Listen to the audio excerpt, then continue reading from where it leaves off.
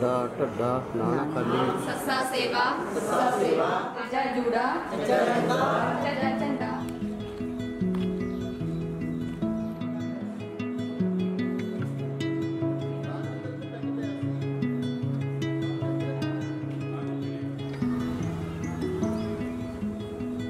सस्से पैर बेदी सही बाटा अब्बा भुजंगी मम्मा मूल माता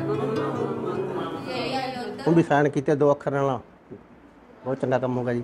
ਕਾਇਦਾ ਵੀ ਪੜ੍ਹ ਗਿਆ ਜੀ, ਮੈਂ ਗਿਣਤੀ ਵੀ ਸਿੱਖ ਗਿਆ ਜੀ, 100 ਤੱਕ ਗਿਣਤੀ ਵੀ ਸਿੱਖ ਗਿਆ ਜੀ। ਕੋਈ ਖਿਆਲ ਨਹੀਂ ਲੱਗੇ ਜੀ, ਸਮਾਂ ਚੰਗਾ ਲੱਗਿਆ ਚਿੱਤ ਨੂੰ ਵੀ। ਸਮਾਂ ਮਾੜੀ ਮੋਟੀ ਸਿਆਣੇ ਜਿਹੇ ਹੋ ਗਏ, ਝੱਕਾ ਚੱਕਿਆ ਗਿਆ ਮੂਹਰੋਂ ਜੀ। ਪਹਿਲਾਂ ਮੈਂ 20 ਤੱਕ ਗਿਣਦਾ ਸੀਗਾ, ਹੁਣ ਲਿਖਣ ਵੀ ਲੱਗ ਗਿਆ 100 ਤੱਕ ਜੀ। ਸਾਰੀ ਕੁੜੀ ਨੂੰ ਗਿਣਤੀ ਕਰਕੇ ਆਪਦੇ ਆਪ ਹੀ ਗਿਣ ਗਿਣ ਕੇ ਲਿਖੀ ਜਾਂਦਾ ਸੀਗਾ, ਉਹ 100 ਹੋ ਜਾਂਦਾ। ਕਹਿੰਦੇ ਠੀਕ ਆ ਭਾਈ।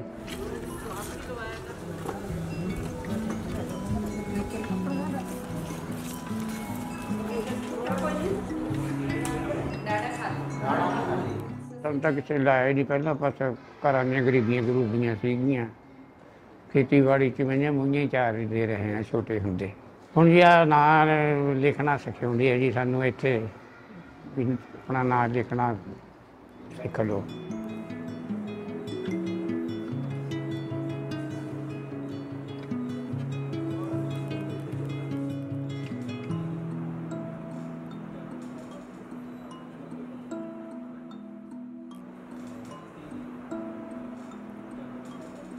ਅੱਗੇ ਜੀ ਸਾਨੂੰ ਬੱਚਿਆਂ ਨੂੰ ਸਾਡੇ ਘਰ ਦੇ ਪੜ੍ਹਾਉਂਦੇ, ਹੁਣ ਸਾਨੂੰ ਆਇਆ ਵੀ ਅਸੀਂ ਪੜ੍ਹੀਏ।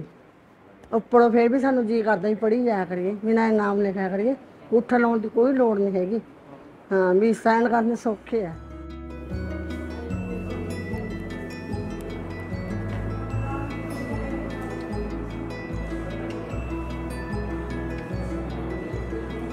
ਬਜ਼ੁਰਗ ਆਪਣੇ ਆਪ ਹੀ ਇੱਥੇ ਆਉਂਦੇ ਆ। ਤਕਰੀਬਨ ਪਹਿਲਾਂ ਸਾਡੇ ਕੋਲ 80 ਬਜ਼ੁਰਗ ਜਿਹੜੀ ਸਾਡਾ ਬੈਚ ਬਣਾਇਆ ਜੀ ਅਸੀਂ। ਪਹਿਲਾਂ ਤਾਂ ਦੇਖੋ ਸਾਈਨ ਦਾ ਸਾਡਾ ਚੱਲਿਆ ਸੀ ਵੀ ਅਸੀਂ ਕੋਈ ਵੀ ਪਿੰਡ 'ਚ ਅੰਗੂਠਾ ਸਾਫ਼ ਨਹੀਂ ਰੱਖਣਾ, ਜਿਹੜਾ ਸਾਡਾ ਮੇਨ ਮੋਟਿਵ ਸੀਗਾ। ਫਿਰ ਨਾਲ ਮੈਨੂੰ ਉਹਨਾਂ ਨੇ ਇਹ ਚੀਜ਼ ਮੈਨੂੰ ਬਹੁਤ ਵਧੀਆ ਲੱਗੀ ਜਦੋਂ ਉਹਨਾਂ ਨੇ ਇਹ ਕਿਹਾ, ਕਹਿੰਦੇ ਸਾਨੂੰ ਨਾਲ ਗੁਰਮੁਖੀ ਜਿਵੇਂ ਆਪਾਂ ਊੜਾ ਆੜਾ ਕਹਿ ਦਿੰਦੇ ਆ ਜੀ, ਵੀ ਸਾਨੂੰ ਇਹ ਵੀ ਪੜ੍ਹਾਇਆ ਜਾਵੇ।